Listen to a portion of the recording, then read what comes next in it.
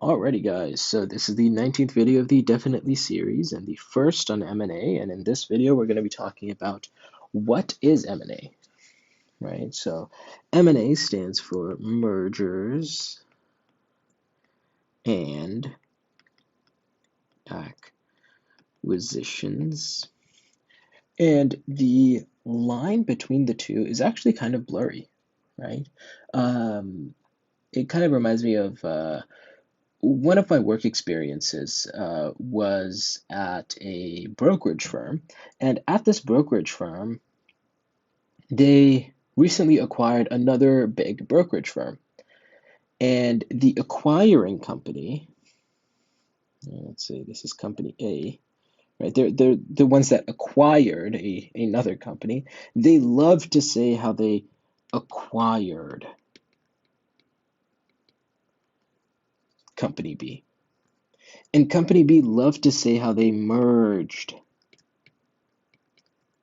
with company A, right? So at the end of the day, there's no hard and fast line that says, oh, this is a merger, this is an acquisition, right? It's more like semantics than anything. But to talk about maybe like an example around um, what M&A is, and then from there we can kind of take it. So let's say that we're back in our hot chocolate stand. Actually, I'm kind of sick of the hot chocolate stand example. Let me think of a different one. Um, Okay, let's say that I have goji berries. So let's say that I'm a goji berry farmer. Goji berries. If you guys don't know, it's like a type of berry that you put in tea. It's like apparently really good for you. Um, and let's say that I have a farm, right?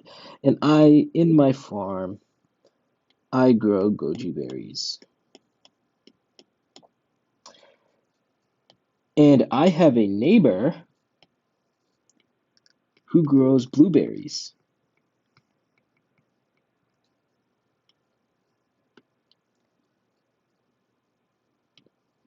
Let's draw the blueberries,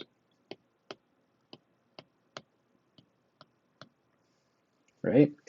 And I personally am pretty happy with my goji berry business. It generates me a ton of cash. So at the end of the year, I have a ton of cash on hand, right? And I'm expanding my business, but I'm trying to look into like other opportunities as well, right? And I know that my neighbor has this blueberry farm, and for some reason, everybody loves making these goji berry blueberry smoothies, right? So they mix the goji berries with blueberries and they make this smoothie that tastes like super, super good. Let's make it like purple. Nice. It has green straw in it. And this is the dude that's drinking it, right? And they love making these goji berry smoothies. So an idea comes to my mind. Well, why don't I try growing blueberries? Or why don't I, instead of trying to grow blueberries, why don't I buy my neighbor's blueberry farm? And I start thinking about it, and I realize that, well, my neighbor has a lot of things that I don't like about how he runs his blueberry farm.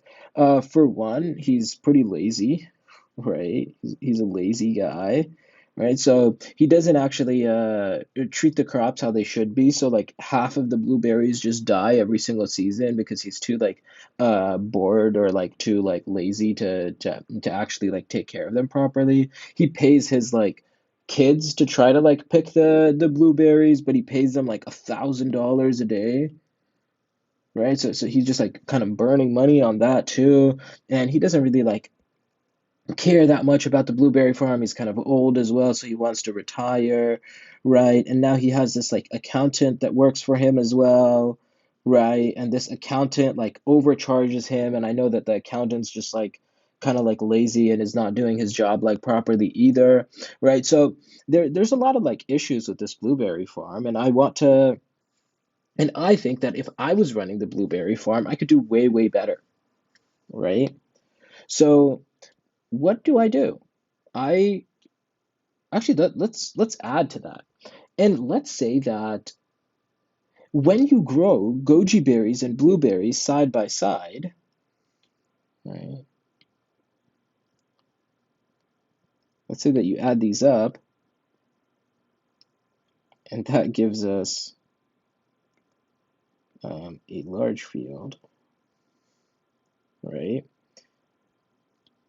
And let's say the expectation is that you should be able to grow goji berries in the same amount that I had before, and you are able to grow 9 units of blueberries. But in reality, goji berries and blueberries actually work really well together because the goji berries, they have these leaves that cover the blueberries, so we're actually able to grow a lot more goji berries and blueberries if we grow them in the same field.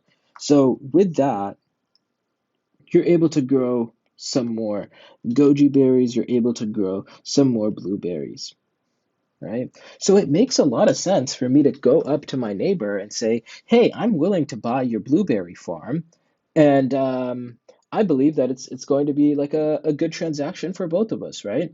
I think that I'm going to make a ton more money, right? My neighbor wants to retire. He's kind of done with it. He wants a lump sum amount, and he just wants to um, like watch TV and have fun for the rest of his life, right? So that is essentially an acquisition. An acquisition, right? And there's a ton of reasons why I did this, right? Well, one is because I think that I could cut down on a ton of these costs, right? I could bring these costs down. And then also, our two companies work really well together, right? We're able to grow way more blueberries and goji berries combined than we are able to separately, right? So we're also able to increase our revenue, right? So because the two put together, we're able to decrease our costs and we're able to increase our revenue. I'm actually able to pay my neighbor quite a bit of money so that he can retire and he's happy with the price that he got, right? And then I put everything together, and through that, I'm able to increase my revenue, I'm able to decrease my costs. And what does that mean? That means more profit, right? But the thing is, I mean, trying to figure out how much to pay my neighbor and all of that is a bit difficult, right? So who am I going to call on? I'm going to call on like maybe like a broker, right?